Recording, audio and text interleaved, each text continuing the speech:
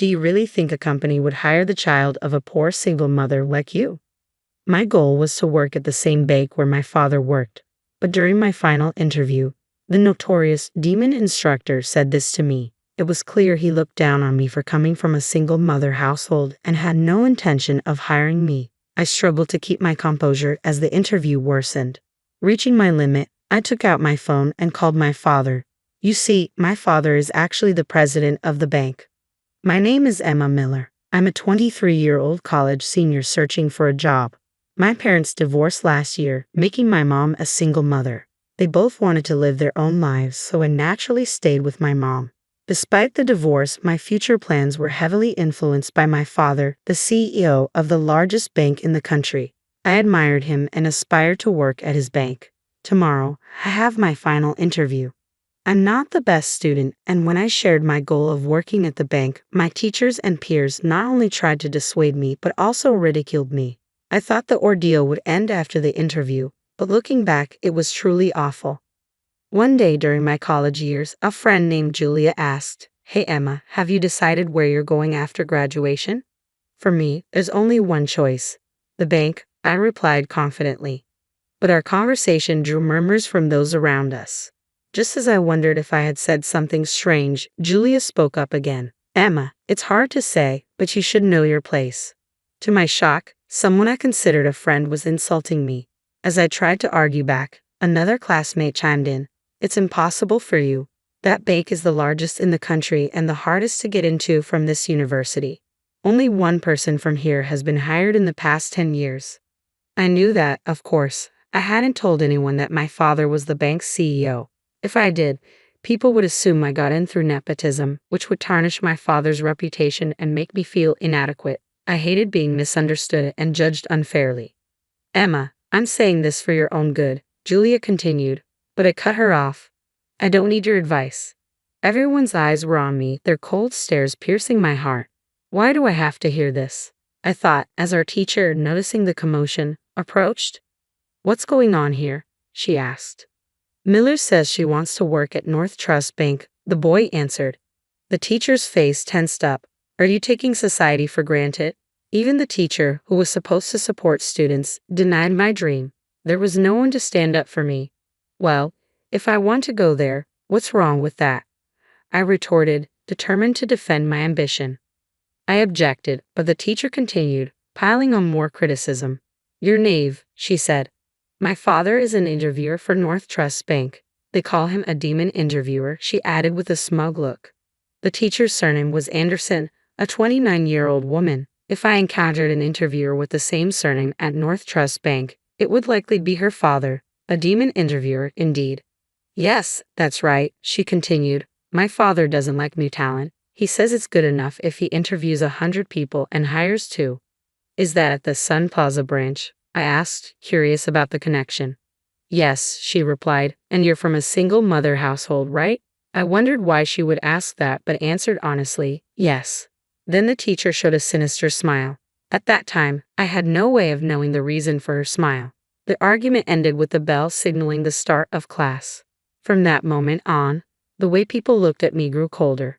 My friends, starting with Julia, whom I thought was a close friend, and my classmates who attended classes with me, distanced themselves. It was as if they didn't want to associate with a fool. Their reactions worsened with each exam I passed. The North Trust Bank hiring process had 4 stages. A written test in the first stage, followed by 2 interviews with people from the head office for the second and third stages. The 4th and final stage was an interview with the hiring manager for the desired work area and the head office hiring manager, in other words, the highest-ranking hiring manager. I wanted to work at the Sun Plaza branch and had managed to pass the 3rd stage. "How did you pass the 3rd stage?" they asked, now surprised and anxious about my progress. Most of them had failed their desired company's 2nd stage interviews. It had been 3 months since the job hunting season began, and in my class alone, there were no confirmed hires. The atmosphere was filled with panic, envy, and jealousy. I could be the first one to get a job offer. Those who had been so arrogant now ostracized me even more due to their pride. However, I got used to that life at university and decided to focus solely on myself. My motivation was to get an offer from North Trust Bank. My mind was set on that goal. One day, after class, Teacher Anderson started attacking me in front of everyone. "All right, everyone, listen up," she shouted to the students preparing to leave. Everyone turned around, curious about what was happening. "Emma Miller has cleared the third round of North Trust Bank's exams," she announced. The atmosphere around us suddenly became heavy, but with her next statement, everyone seemed to catch their breath. "But it seems she'll fail the fourth round." "Huh? What do you mean?" I muttered involuntarily. Seeing my reaction, the teacher twisted her face into a sneer.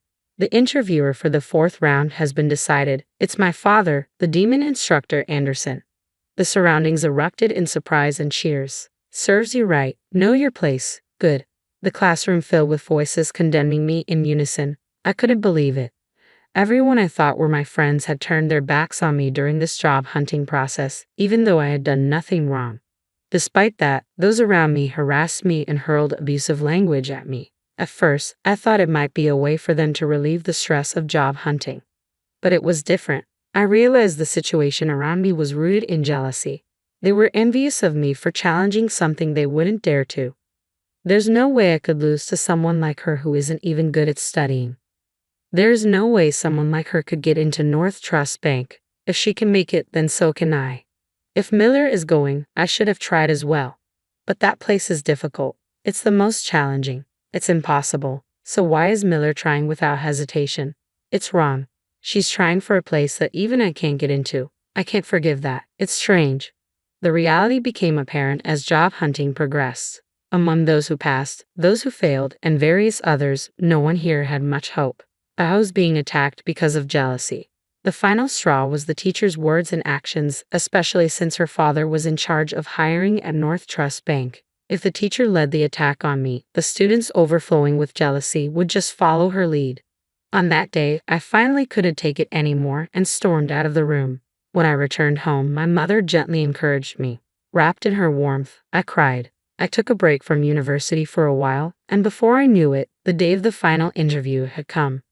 "Don't forget, just do your best," my mother said as I left the house. Upon arriving at the interview venue, I was guided to the waiting room. Initially, there had been nearly 300 applicants in the Sun Plaza area, but now only about 10 remained.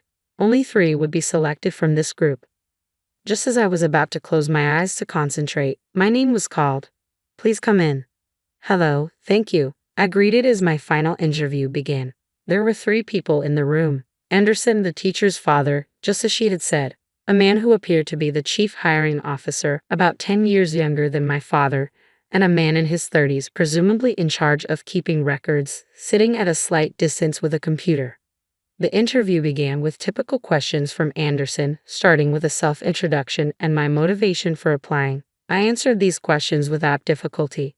Then, the complaints started suddenly. "I don't really like female bank employees," Anderson said. Not knowing what to say, I fell silent. "Because they have quiet voices, are physically weak, and many think they can please people just by serving tea," he continued. I realized this man must be the type to mistreat his subordinates, and this would be a stressful interview. Silence is taboo in an interview, so I racked my brain and tackled the situation. "I was in a sports club, and I think I'm strong. I'll do my best with any job given to me, just like a man." I tried to appeal, responding flexibly to his complaints. However, he didn't find it amusing and clicked his tongue, directing his gaze toward the papers in his hand. I felt something was off at this point. This interview was clearly going too far, yet the chief hiring officer, who should have been higher ranking than Anderson, said nothing. Upon closer observation, the chief hiring officer looked younger than Anderson. Maybe Anderson was pressuring him too. That's what I thought, but there was nothing I could do about it. I could only sit quietly and endure the interview. After a brief silence, Anderson spoke again. It seemed he would be in charge of the entire interview. "You seem to come from a single-mother household, am I wrong?" he asked, probably looking at the documents I submitted from the university. They included my address and family composition. "Yes, my parents divorced, and now I live with my mother," I replied. As soon as he heard my words, Anderson began to laugh, his sinister smile echoing through the room. "I see you're from a single-mother household. What business does a poor person have here?"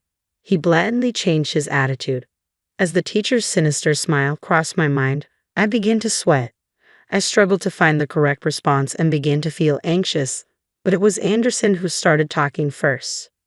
Do you think there's a company that would hire someone from a poor single-parent family like you? He mocked. Huh? Just because I'm from a single-parent family, I won't be hired. You're going to assume I'm poor. I couldn't help but raise my tone. Of course, Anderson reacted to that. It was as if he had been waiting for me to fight back. Should I take your attitude as defiance toward me, your interviewer? I was frustrated but couldn't say anything back.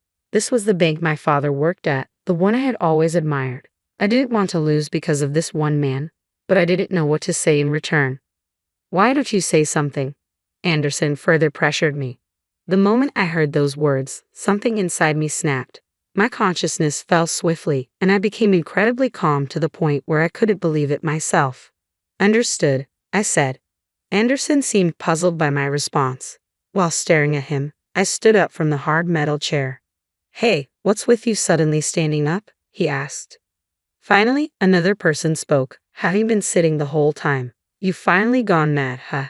What do you plan to do? I know about you because I've heard from my daughter, Anderson said, revealing that the teacher had shared information about me. Is this not a leak of information? I thought, but it didn't matter now. I took my phone out of my bag and suddenly started making a call. What are you doing? Making a phone call? Are you mocking this interview? Stop it now, or I'll reject you right here. Anderson threatened me, but I wasn't fazed at all. I spoke into the phone. Hello, Dad. Your father is here. What can a person from a single-parent family do, clinging to their separated father? Was that the laugh from the hiring manager? Yes, that's right. A guy named Anderson. Hey, Dad, can you come to the interview room now? Of course, he agreed. I just finished visiting a nearby branch, so I'll be there in 10 minutes. Wait for me, okay? My father said before I hung up the phone. The person in charge of the recording stared at me with wide eyes, surprised by the unusual scene. But of course, the one who reacted the most was Anderson. Pointing at me, he said, You're finished. Making a phone call during an interview? Unprecedented. There's no way you'll pass. Go home and go to bed or something. I finally decided to argue back. I couldn't take it anymore. This isn't even an interview. It's you who's finished, Mr. Anderson. The chief hiring officer and the recorder were astonished by my sudden confrontation with the interviewer. Judging by their expressions, no one had stood up to this man's abusive behavior until now. The recorder's eyes were shining. Were they expecting Anderson to be punished? Anderson slammed his right hand on the table with all his might, a loud thud echoing throughout the room. The men were surprised, but I didn't flinch. Brian Wilson, you know him, right? I asked. For a moment, Anderson looked as if I had hit a nerve. He immediately countered, Are you mocking me? There's no way anyone wouldn't know the president of this bank. To Anderson, who was confidently showing off his composure, I added, So if my last name was Wilson until recently, would you think it's a coincidence? Time seemed to stop for the three of them. The chief hiring officer and the recorder stared at me with wide eyes. Anderson then stood up from his chair and muttered, What did you say? His face showed a somewhat uneasy expression. Emma Wilson. That was my full name until recently. My father is Brian Wilson, the president of the bank. 63-year-old Brian Wilson. You've got to be kidding. This can't be happening. Anderson let out a strange scream. This was no longer an interview. At that moment, my father entered the room. As the door opened, he said words that echoed my own feelings. This is hardly an interview at all. Mr. Wilson, thank you for your hard work, the two men said, standing up to greet my father as soon as they saw him enter. I looked at my father and felt the extraordinary presence he commanded. The president of the bank stood before us, and Anderson's face turned pale. His mouth hung open in shock. My father then spoke to him. Hey, Anderson, what were you doing to my daughter, huh? My father was a big man who had practiced judo. With his shaved head and a scar on his forehead, he looked intimidating. His deep, resonant voice was one that everyone found frightening, even the once confident Anderson. Why, yes, sir, Anderson squeaked out, unable to maintain his composure. I don't want to hear your excuses. My father cut him off. He then turned to the man who appeared to be the chief hiring officer.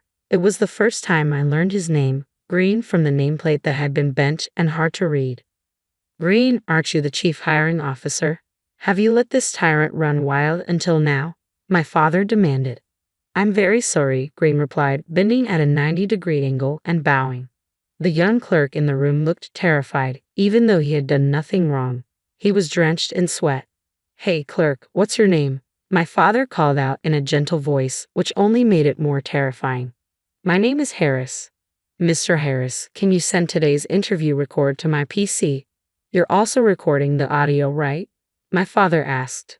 I later learned that this bank's interviews were not only transcribed but also recorded as a backup. Thanks to that, Anderson's misconduct was exposed, and he was punished. Anderson was trembling, like a frog stared down by a snake. Hey, Anderson. Yes, what is it? Anderson stammered, his voice barely a whisper. He was a completely different person from earlier. Apologize to my daughter. It's not because she's my daughter, okay? You've trampled on the feelings of young people who want to join this bank, my father commanded. At my father's words, Anderson bowed deeply and apologized. Sorry. But I couldn't forgive him, even after seeing that. Dad, I can't forgive him, I said firmly. When I murmured, weakly, my father nodded in understanding. Walking up to Anderson, he seemed like a lion about to hunt a small animal. Do you know what will happen to you if you do something like this, Anderson? My father's pressure made Anderson freeze. You didn't just do this to my daughter, right? We'll see later in the records. But how many victims have you had besides her? No one could intervene in this interrogation-like scene. Even I, his daughter, could barely watch in silence, feeling disgusted. Anderson began to speak to my father, sweat pouring down his face. At least over 100 people, he admitted. I was shocked to hear that he had done the same thing to more than 100 people. Furthermore, the fact that he was left unchecked made me doubt the hiring practices of this company. I felt distrustful, even though it was my father's company. Hey, Green, my father called out. Yes. I'm busy with overseas projects, so I trusted you and left the hiring to you. Well, this is my mistake in choosing people. It's my fault that it ended up like this. So I'll take responsibility and reform personnel so there won't be any more victims like this. You two should be prepared for punishment, okay? And Anderson, I'll never forgive you. Anderson gasped, frightened. My father continued, I plan to gather all the victims and create a victims group. I'll bravely make it public in the media. I'm prepared to face any consequences, so you should be prepared too, right? Hearing this, Anderson collapsed on the spot as if he had lost his sanity. My father moved away from him and opened a window. Oxygen returned to the tense room. Everyone had seemingly forgotten to breathe. And so, my job interview ended. By the way, I passed. It wasn't due to my father's favoritism. It was apparently the result of a discussion among hiring managers from all areas based on the recorded audio. As a result, the hiring decisions of those who were rejected by Anderson were also reconsidered. The news broke the next day, and my father bowed in front of the media. Many people were impressed by his attitude, and he continued as the bank president. On the other hand, Green, who had been the chief hiring officer, voluntarily resigned, and Anderson was sued by the company and the victims group. Anderson, whose past tyranny was gradually exposed, was arrested for defamation. Meanwhile, at the university, the teacher with a forced smile congratulated me in front of everyone. At that moment, my father and the principal appeared in the classroom.